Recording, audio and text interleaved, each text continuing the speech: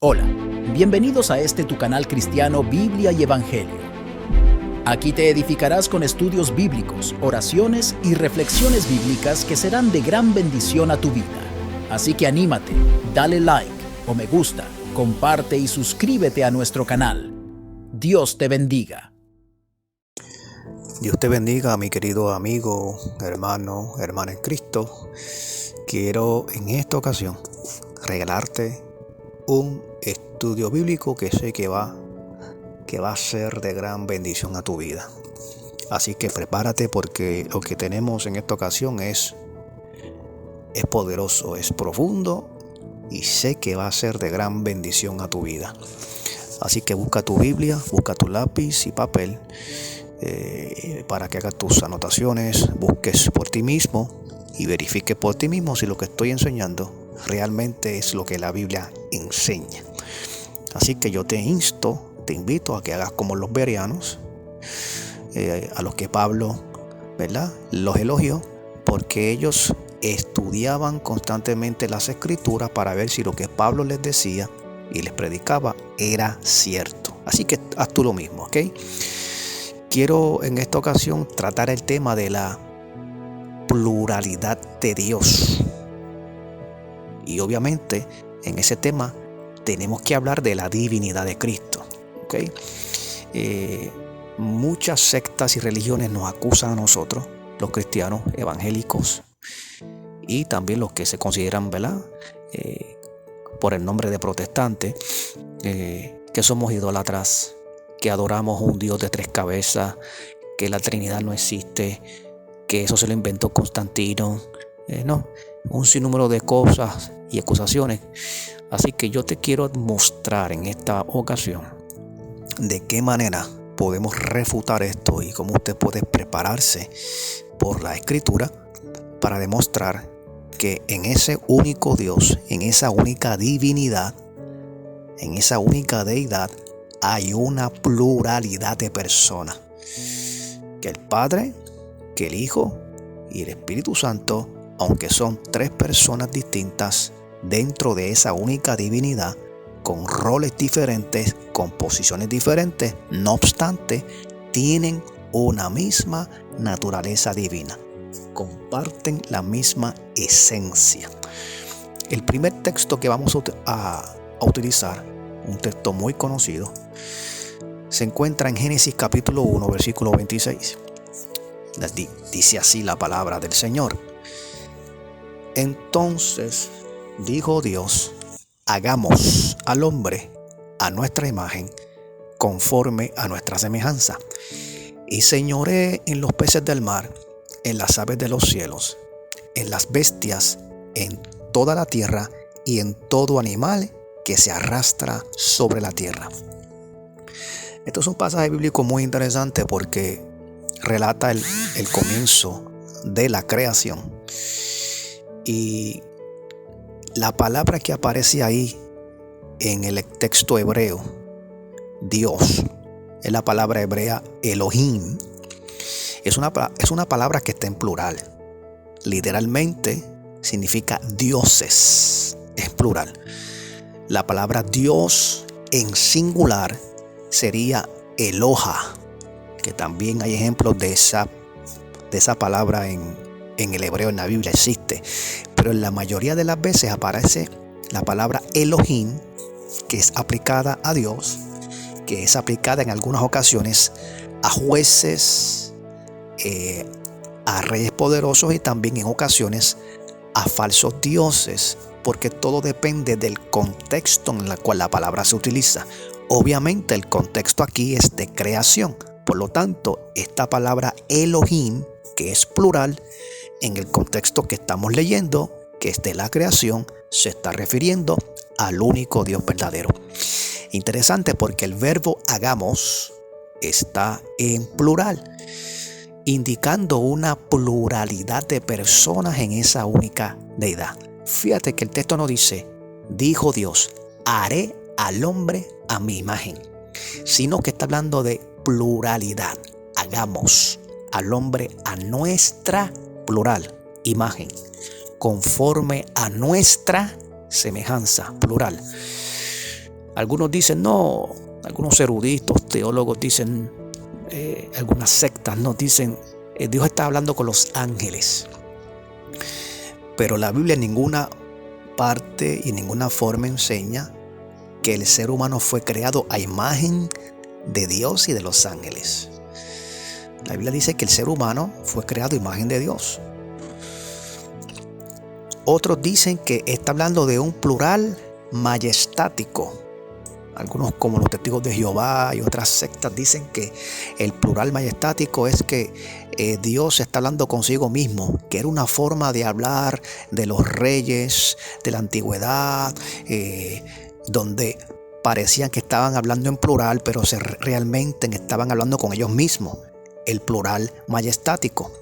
El problema con esto es que no hay indicios de esto en la Biblia. Este invento del supuesto plural majestático que algunos eruditos y teólogos dicen que está aquí en este texto, eso no vino a existir hasta entre el siglo XIII y el siglo XV después de Cristo, con los reyes y los monarcas, los papas, cuando comenzaron a hablar en forma plural, nosotros, etcétera, para referirse a ellos mismos. Ellos quieren aplicar un concepto que viene siglos y siglos después, miles de años después, a algo que está en la Biblia muchísimos siglos, cientos y miles de años antes. Así que ese plural majestático no está en la Biblia contemplado. Así que claramente vemos aquí, debo decir, una alusión de la pluralidad de Dios en esa única deidad. Hay otro ejemplo que quiero tocar, y es que la Biblia enseña que Dios en algunas ocasiones se manifestó de forma visible a las personas. Es decir, se conoce como una teofanía. La palabra teos es la palabra para Dios en griego. Fanía significa manifestación. Dios se aparecía de forma visible a la persona para revelarles algún mensaje o para hablarles. Quiero darte algunos ejemplos de esto en la Biblia para que seas edificado en esta bendición. Antes de entrar de lleno en los pasajes bíblicos que muestran una pluralidad en la única divinidad, ¿qué vamos a hacer con ese texto del Evangelio de Juan, capítulo 1, versículo 18? Evangelio de Juan, capítulo 1, versículo 18, que dice: a Dios nadie le vio jamás. El unigénito Hijo que está en el seno del Padre, o que está en íntima comunión con el Padre, Él le ha dado a conocer, o Él lo ha revelado. ¿Acaso se contradice la Biblia cuando en el Antiguo Pacto, Antiguo Testamento, usted encuentra varios textos que afirman que Dios sí se le apareció a personajes bíblicos en una teofanía o cristofanía, que la gente lo vio? ¿Se contradice acaso la Biblia? ¿Cómo encontramos armonía en estos dos aparentes contradicciones? El Nuevo Testamento dice que a Dios nadie lo vio, y usted encuentra en el Antiguo Testamento que la gente sí vio a Dios. Lo que sucede, mi amigo, mi hermano, es que cuando usted entiende que en esa pluralidad de Dios hay tres personas, Padre, el Hijo y el Espíritu Santo, usted no tiene problema. Lo que el texto de Juan nos dice es que al Padre, quien habita en luz inaccesible, a ese nadie nunca lo ha visto. A quien la gente vio en ese Antiguo Testamento fue al Logos, es decir, al Verbo de Dios antes de venir a la tierra en forma humana, antes de encarnarse, es decir, a Jesús. Jesús preencarnado, antes de hacerse hombre. Esa persona de esa única deidad fue quien se reveló a los personajes bíblicos en el Antiguo Testamento. Así que no hay contradicción en Juan 1:18 cuando dice que a Dios nadie le vio jamás. Se refiere al Padre. Pero sí vieron al Logos, al Verbo, antes de venir a la tierra y hacerse hombre, Cristo Jesús. Vamos a ver esos ejemplos de textos bíblicos. Y el primero se encuentra en Génesis capítulo 19. Si usted lee ese capítulo 19 de Génesis, usted se va a dar cuenta en un momento dado, si comienza a leer, inclusive desde antes, el capítulo 18, capítulo 19, el contexto básicamente es que Abraham está en su tienda y se aparecen tres personajes en forma, parecían hombres, varones. Habían dos que eran ángeles y uno de ellos era el Señor, quien le dice a Abraham que Sara tendría un hijo. Y Abraham comienza a hablar con el Señor. Esto es una teofanía, es una manifestación visible de Dios. Abraham está hablando con el Logos, con el Verbo de Dios, con Cristo antes de venir en forma humana. Esto está poderoso. Tú vas a ver que la Biblia confirma que hay una pluralidad de personas en la única deidad. Vas a verlo. Entonces Abraham comienza a hablar con Jehová. Así dice el texto, que está hablando con Jehová. Déjame decirte que el nombre Jehová no es únicamente aplicado al Padre. Eso es otro error de la secta, inclusive los testigos de Jehová. Jehová es el nombre de la deidad. Jehová se le puede aplicar al Padre. Jehová se le puede aplicar al Hijo, al Verbo, al Logos o a Cristo nuestro Señor. Y también se le llama así al Espíritu. En el Nuevo Testamento se le llama el Señor, es el Espíritu, y el Señor es la palabra griega para Kurios o Kyrios, que viene a su vez del hebreo Jehová. Así que Abraham está hablando con Jehová, delante de Jehová, en una manifestación, en una teofanía. Se aparece como si fuera visible, como si fuera un hombre. Y Jehová dice que había descendido para destruir Sodoma y Gomorra. Y Abraham comienza a decirle: y si encuentras 30 personas, y si encuentras 20, y si encuentras tantas personas justas, como quiera vas a destruirla. Y Jehová le decía: no, si encuentro personas justas, no destruiré la ciudad. Pero no había nadie, solamente Lot. Por eso él lo sacó antes de destruirla. Si sigue leyendo el texto en ese capítulo 19, te das cuenta que los dos ángeles van y sacan a Lot y a su familia para que no perezcan en el fuego que Dios va a enviar.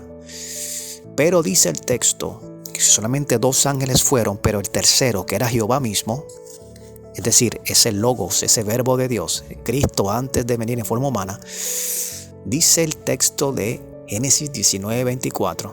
Entonces, escucha bien, Jehová hizo llover sobre Sodoma y sobre Gomorra azufre y fuego de parte de Jehová desde los cielos. Oye, hay un Jehová que hace llover sobre Sodoma y Gomorra fuego y azufre, pero lo hace de parte de Jehová que está en los cielos. El Jehová que está con Abraham, que está abajo en Sodoma y Gomorra, enviando el juicio, está enviando el castigo, pero lo hace en representación y lo hace de parte del Jehová que está en el cielo. ¡Wow! Esto le vuela la cabeza a cualquiera. Y esto es una forma de usted refutar a estos unicitarios. Déjeme decirle que hay una secta que se llaman los unicitarios o los Jesús solo. Y dicen que Jesús y el Padre es la misma persona, que solamente hay un Dios, que eso de la Trinidad es un disparate. Igualmente también los testigos de Jehová lo enseñan y otros más, ¿no? Pero aquí usted está viendo, en el mismo texto bíblico te está mostrando una pluralidad. Un Jehová que está en el cielo y otro Jehová que es el que literalmente lanza el juicio de fuego y azufre sobre Sodoma y Gomorra, pero lo hace de parte de Jehová que está en el cielo. Tremendo, tremendo el texto bíblico. Sigo con los ejemplos bíblicos porque sé que va a ser de bendición. Génesis capítulo 35. Espero que estés anotando y espero que estés haciendo tus anotaciones, ¿no? Génesis 35 es cuando Dios bendice a Jacob en Betel. Mira lo que dice. Dijo Dios a Jacob. ¿Quién le dijo a Jacob? Un ángel. Dice que fue Dios. Levántate y sube a Betel y quédate allí y haz allí un altar al Dios que te apareció cuando huías de tu hermano Esaú.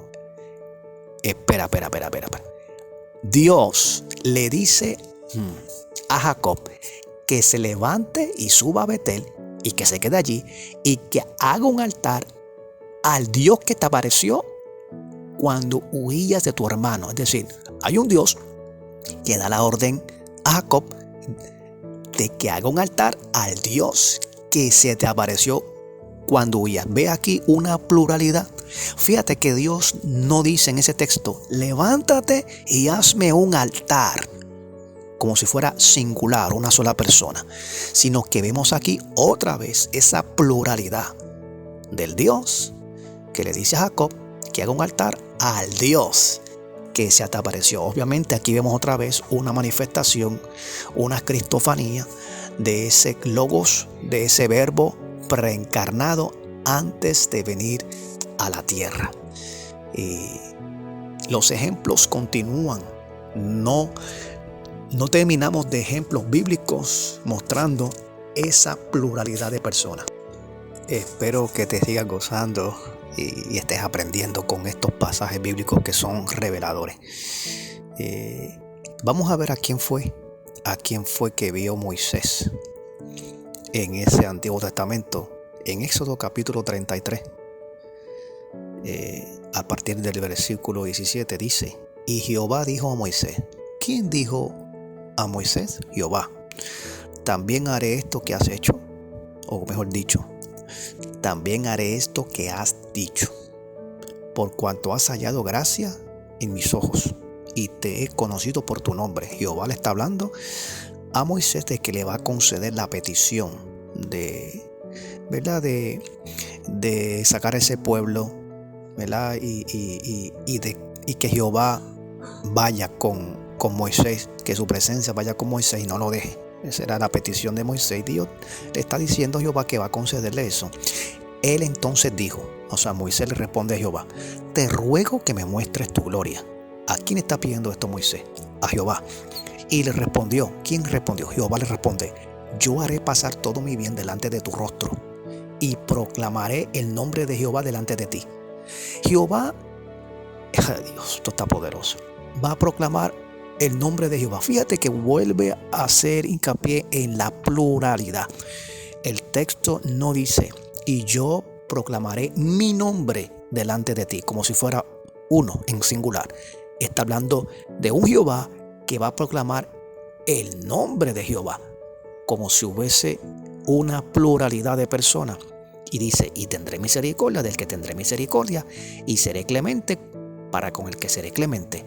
Dijo más: no podrás ver mi rostro. ¿Quién le dijo eso a Moisés? Jehová. Porque no me verá hombre y vivirá.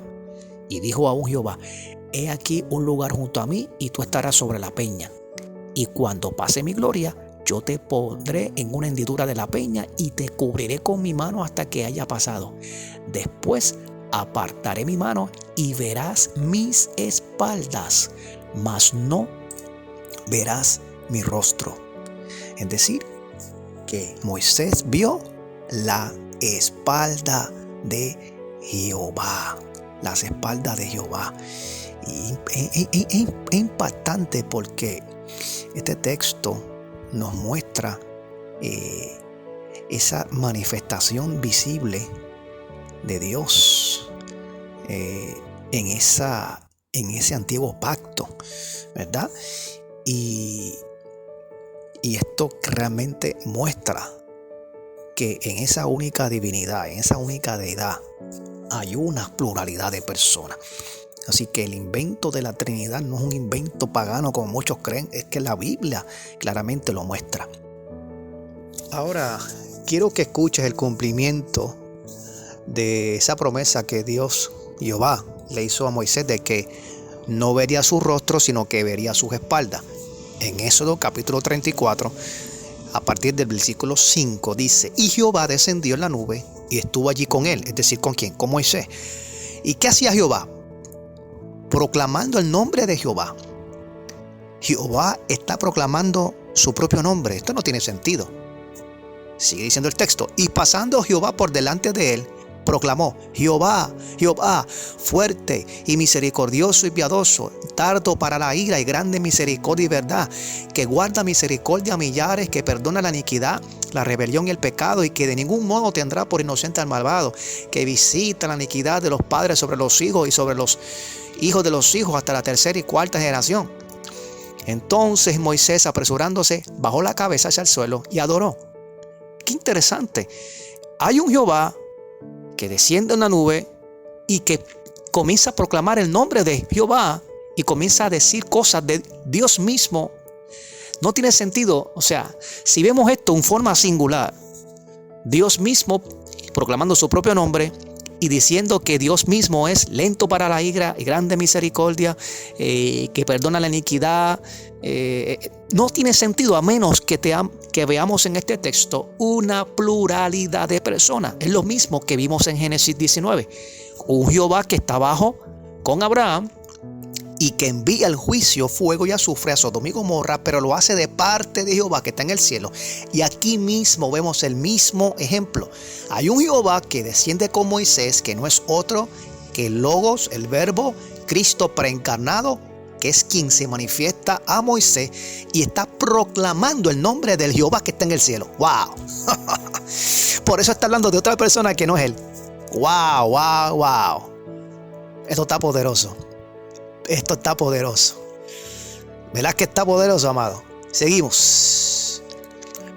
Isaías 44:6 dice: así dice Jehová, Rey de Israel, y su Redentor, Jehová de los ejércitos: yo soy el primero y yo soy el postrero, y fuera de mí no hay Dios. Tremendo texto bíblico que afirma que Dios, Jehová, es el único Dios, que Él es el primero y el postrero. ¿Qué significa eso? Que antes de Él no existió otro Dios y después de Él no existirá otro. Es decir, que Él lo abarca todo, que Él es eterno. Eso es lo que significa primero y último, o primero y postrero. Si vamos a Apocalipsis capítulo 1, verso 8, dice: yo soy el alfa y el omega, el principio y el fin, dice el Señor, el que es, el que era, el que ha de venir, el Todopoderoso. Para aquellos de ustedes que no saben lo que significa alfa y omega, alfa es la primera letra del alfabeto griego, omega es la última letra del alfabeto griego. Así que está diciendo lo mismo, principio y fin, lo mismo que dijo Isaías 44:6. Y dice que ese que es alfa y omega, que es el principio y fin, es también el Todopoderoso. De manera que este título de alfa, omega, principio y fin, verdad que usted no se lo puede adjudicar a un ángel, a un ser creado. Sería blasfemia, ¿no? Porque esto es un título, un atributo que solamente Dios tiene. Amén. Así que vamos a ir leyendo un poco más abajo, porque yo sé que esto le va a volar la cabeza a muchos sectarios, a testigos de Jehová, porque es una forma de usted refutarles con la Biblia. Wow. Apocalipsis, el mismo capítulo 1 que dice que Jehová, el Señor, es el alfa, el omega, el principio, el fin, o el primero y el último, que es también el Todopoderoso. Mira lo que dice en este mismo capítulo, un poco más abajo, a partir del 12. Y me volví para ver la voz que hablaba conmigo, y al volverme vi 7 candeleros de oro, y en medio de los 7 candeleros a uno semejante al Hijo del Hombre, vestido de una ropa que llegaba hasta los pies. Usted sabe que el Hijo del Hombre es un título mesiánico para referirse a Cristo, y ceñido por el pecho con un cinto de oro. Está viendo a una visión de Jesús glorificado con una vestidura sacerdotal, y sus cabezas y sus cabellos eran blancos como blanca lana, como nieve, sus ojos como llamas de fuego. Está describiendo la persona del Hijo del Hombre, es decir, a Jesús. Y sus pies semejantes al bronce bruñido, refulgente como un horno, y su voz como estruendo de muchas aguas. Está describiendo físicamente cómo vio en visión a este Hijo de Hombre, que no es otro que Jesús. Dice que sus ojos son como llamas de fuego, su rostro como el sol, el pelo blanco como la nieve. Cuando le vi, caí como muerto a sus pies y puso su diestra sobre mí, diciéndome, ¿quién puso su diestra, su mano derecha sobre Juan, que es quien tiene esta visión? Mira lo que dice, puso su diestra sobre mí, diciéndome, no temas, yo soy el primero y el último. ¿Qué dice Isaías 44:6? Yo soy el primero y yo soy el postrero o el último. La pregunta que le hacemos a los testigos de Jehová, a los sectarios, que dicen que Dios, que Jesús no es Dios por naturaleza, que Jesús no puede ser Dios. Entonces la Biblia aquí se contradice. Isaías dice que Jehová es el primero y el postrero. ¿Cuántos primeros y postreros hay? Pregúntale a los testigos de Jehová. ¿Cuántos primeros y postreros hay? Wow, poderoso. Cuando le vi, caí como muerto a sus pies y puso su diestra sobre mí. ¿Quién? El Hijo del Hombre, aquel que se le apareció a Juan en visión, el que tiene el rostro como el sol, su cabello como blanco, como la nieve, sus ojos como fuego, diciéndome, no temas, yo soy el primero y el último. Lo mismo que dice Isaías 44:6 de Jehová. Y sigue diciendo, y el que vivo y estuve muerto, mas he aquí que vivo por los siglos de los siglos, amén, y tengo las llaves de la muerte y del Hades. Pregúntale al testigo de Jehová, ¿cuándo murió Jehová? ¿Cuándo murió Jehová? Así que este texto refuta totalmente al testigo, al unicitario, a los Jesús solos. O sea, el título de primero y último, alfa y omega, principio y fin, es un título de la deidad. Por eso se le aplica al Padre y se le aplica a Jesús. Y para estar seguro de que es Jesús el principio y el fin, el alfa y el omega, mira lo que dice Apocalipsis capítulo 22, versículo 2 en adelante. He aquí yo vengo pronto. ¿Quién es el que viene pronto? ¿A quién es? A quien la iglesia ha esperado por siglos y siglos. ¿No es a Jesús acaso? ¿No fue Jesús quien dijo, yo me voy, pero voy a regresar? Dice, vengo pronto y mi galardón, mi recompensa conmigo para recompensar a cada uno según sea su obra. Yo soy el alfa y el omega, el principio y el fin, el primero y el último. ¿Quién está hablando aquí? Jesús. Y para refutar con esto dice el 16, yo Jesús he enviado mi ángel. Es que está hablando en el versículo 12, yo soy el alfa y el omega, te reafirma en el versículo 16, yo Jesús he enviado mi ángel. Es decir, que el que está hablando aquí no es Jehová, el Padre, sino es ese Jehová, aleluya, que también utiliza el nombre del Padre, porque vuelvo y te reafirmo que el nombre Jehová, el tetragramatón, una palabra un poco complicada para pronunciar, que son las 4 consonantes del nombre hebreo que no tenían vocales en un origen, Yud, Vat, Het, Vav. Creo que se pronuncia de esa manera. 4 consonantes, que de ahí viene la palabra Jehová o Jehová. Ese nombre es aplicable al Padre y al Hijo. El Padre es el principio y el fin. El Padre es alfa y omega. El Padre es primero y último. Jesús también es el alfa y el omega. Es el principio y el fin. Y es el primero y el último. Wow. Hay muchísimos textos más que pudiéramos utilizar para seguir demostrando la pluralidad de Dios en el Antiguo Testamento y la divinidad de Cristo. Sin embargo, muchos todavía pudieran estar pensando, pero si Jesús es Dios y se presenta como el alfa y el omega y fue aquel personaje que se manifestó a Abraham, a Moisés, fue aquel a quien vieron los patriarcas en esa manifestación visible, en esa teofanía o cristofanía de Dios en ese Antiguo Testamento. ¿Por qué cuando estaba en la tierra Jesús decía, mi Padre mayor es que yo? Y se veía como que Él era inferior, se veía como que Él era distinto. Por lo tanto, Él no puede ser Dios. Entonces el error de la gente es no entender que en esa única divinidad, en esa única deidad, hay 3 personas. No es lo mismo. Nosotros creemos que el Padre es la cabeza, es quien preside la deidad. Jesús, el Verbo hecho carne, el Salvador, el Hijo de Dios y el Espíritu Santo. 3 que coexisten en una relación, en una perfecta armonía, que comparten la misma naturaleza divina, pero aún así son 3 personas diferentes, con roles diferentes,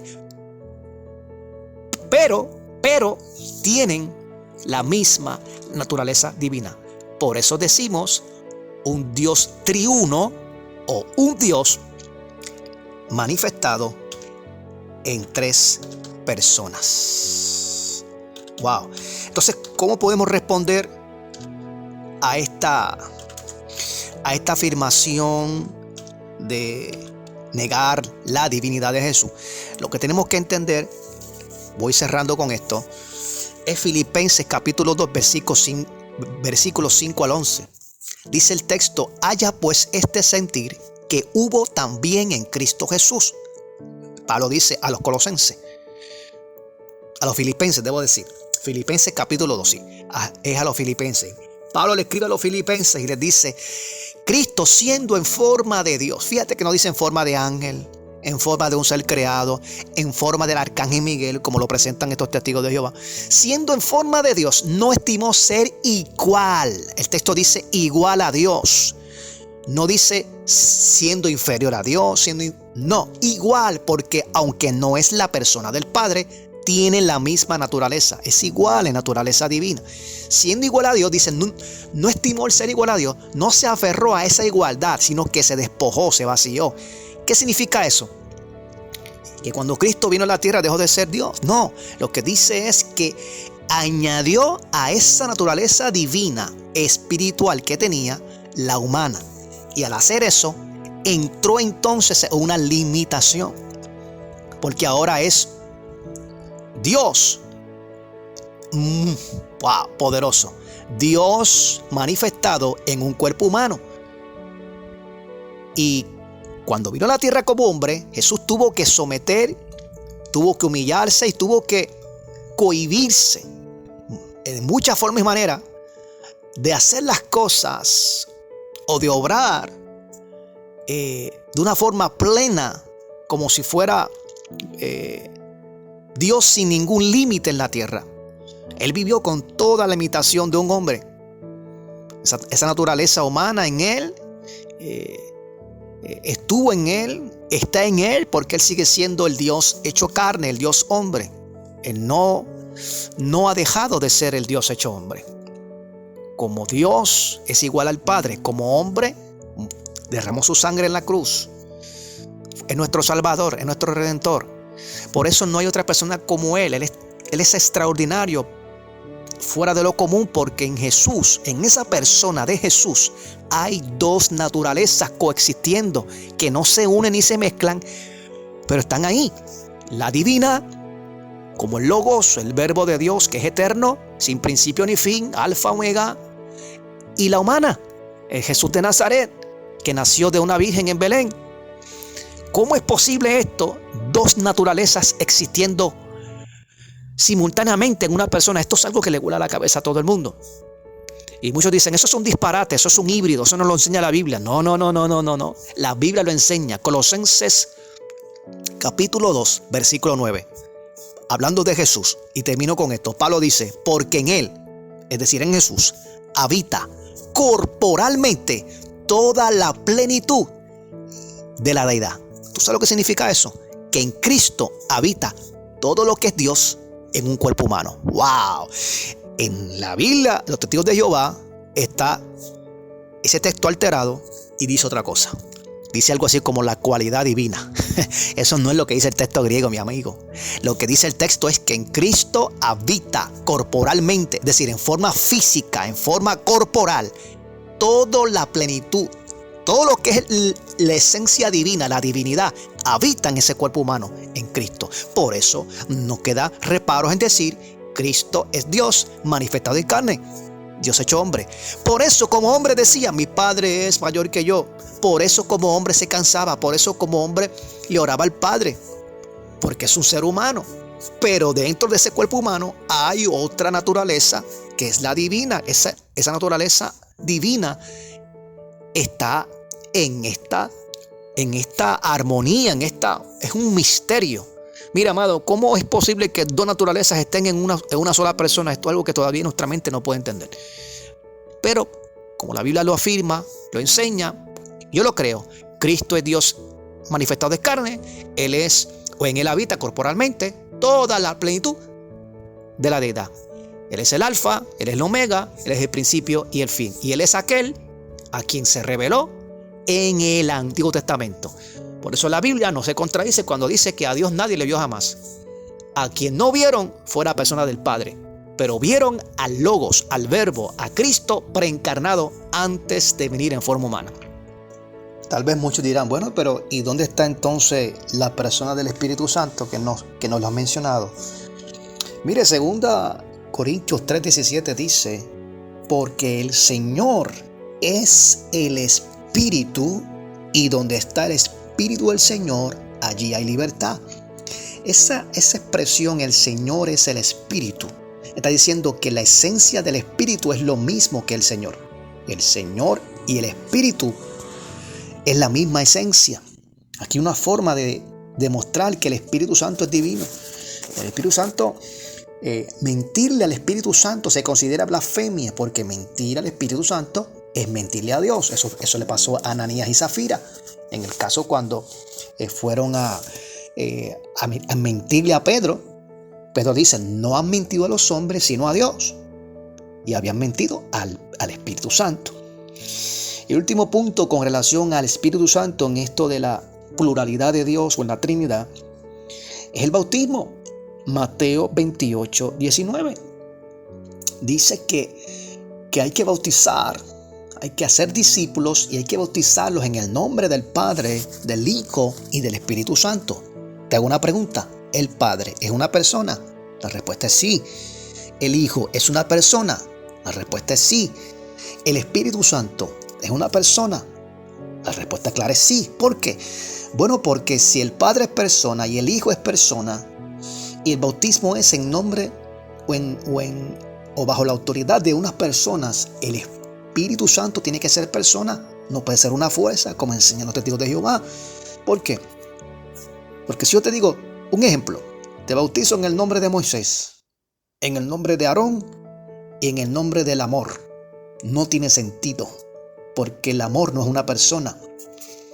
¿Me hago entender? Si el Padre es persona, el Hijo es persona, el Espíritu Santo tiene que ser persona. Y el bautismo es en el nombre, singular. Mira aquí la Trinidad. Es un bautismo en el nombre, es un singular que envuelve a tres personas, Padre, Hijo y Espíritu Santo. Por eso dice, bautizándoles en el nombre. Fíjate que no dice en los nombres, sino en el nombre singular del Padre, del Hijo, y del Espíritu Santo. Tres personas, una sola divinidad.